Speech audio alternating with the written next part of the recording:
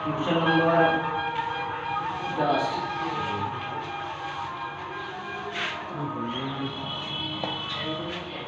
Question पढ़ो। यदि किसी त्रिभुज की दो भुजाओं को व्यास मानकर वृत्त खींचे जाए तो सिद्ध कीजिए कि इन वृत्तों का प्रतिच्छेद बिंदु तीसरी भुजा पर स्थित है।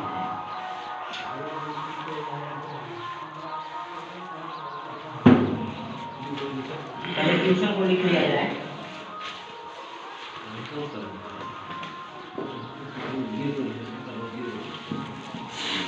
यदि किसी त्रिभुज की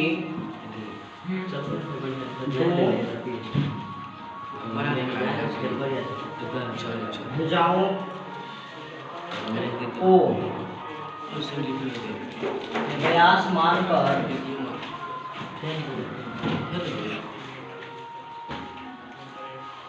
वृत्त खींचे जाए तो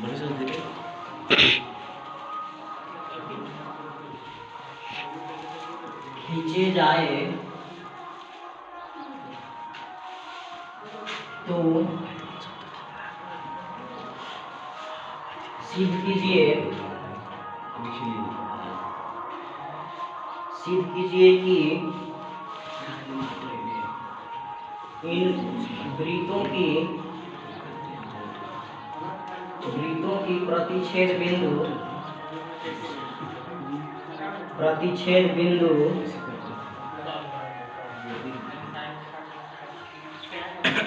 तीसरी भुजा पर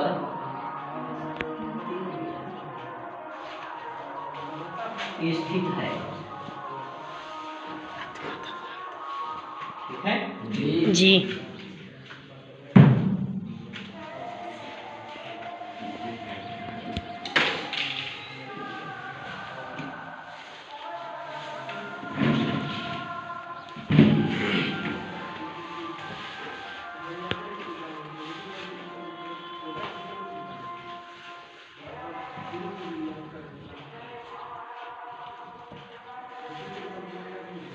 चलिए,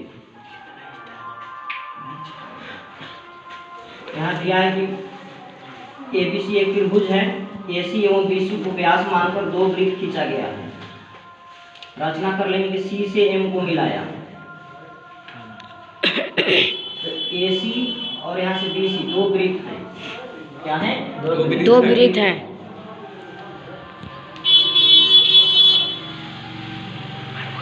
सबसे पहले यहाँ अब जो सिद्ध करना है उसको लिख लेंगे जी। जो सिद्ध करना है उसको लिखेंगे। क्या सिद्ध करना है? कि बिंदु एम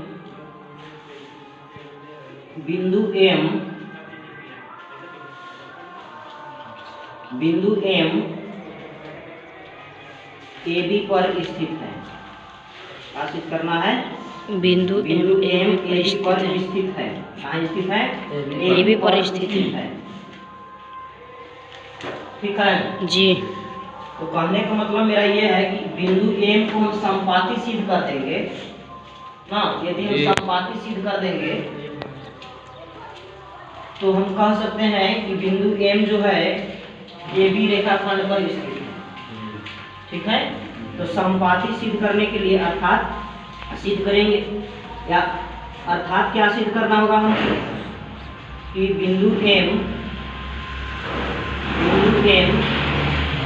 ए एवं बी का समपाती है। क्या है? समपाती है। तो समपाती सिद्ध करने से पहले हमको क्या सिद्ध करना पड़ेगा कि ए बी एक रेखा है। ए बी एक रेखा है।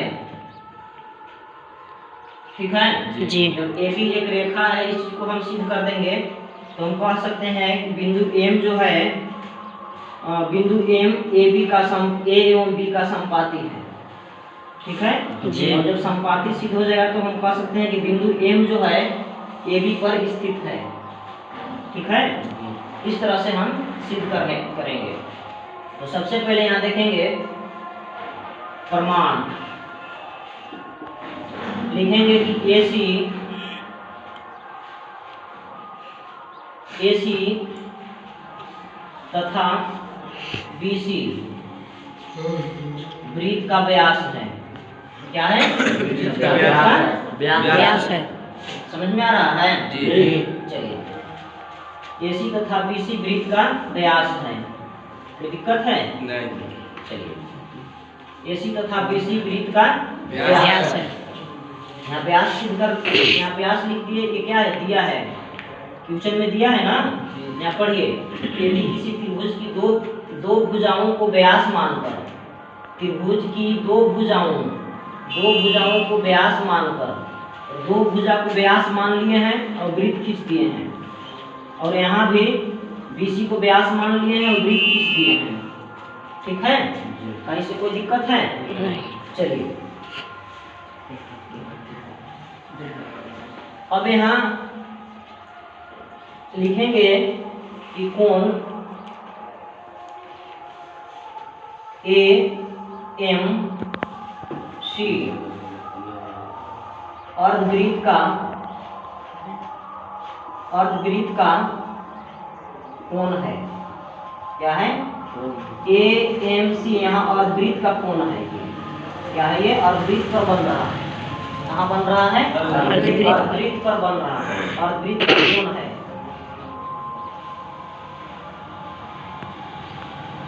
एवं या इसको ऐसे लिख सकते हैं, अर्धवृत्त का कोण है। ये भी देखेंगे तो ये भी अर्धवृत्त का कोण है। यहाँ O केंद्र वाला, यहाँ O ले लेते हैं, यहाँ O डैश ले लेंगे। ठीक है ना?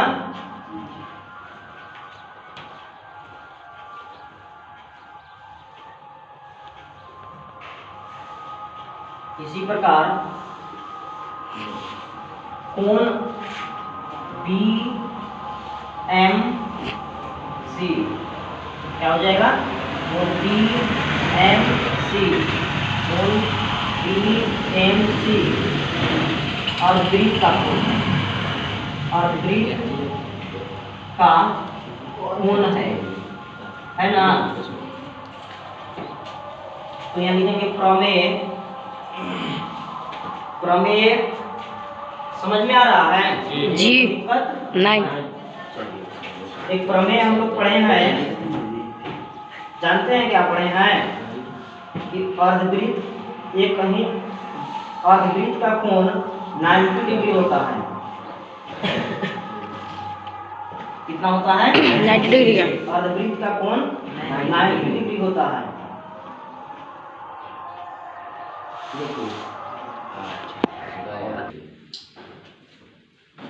तो अर्धवृत्त का कोण 90 डिग्री होता है।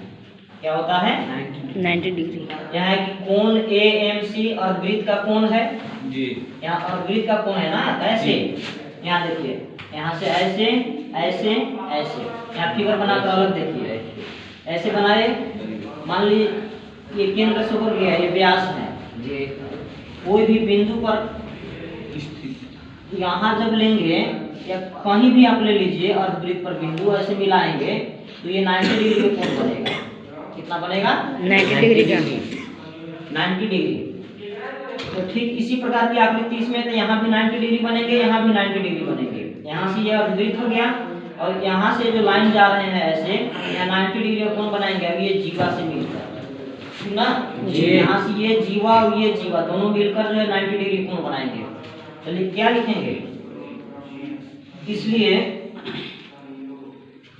कोण AMC बराबर 90 डिग्री और कोण BMC बराबर 90 डिग्री।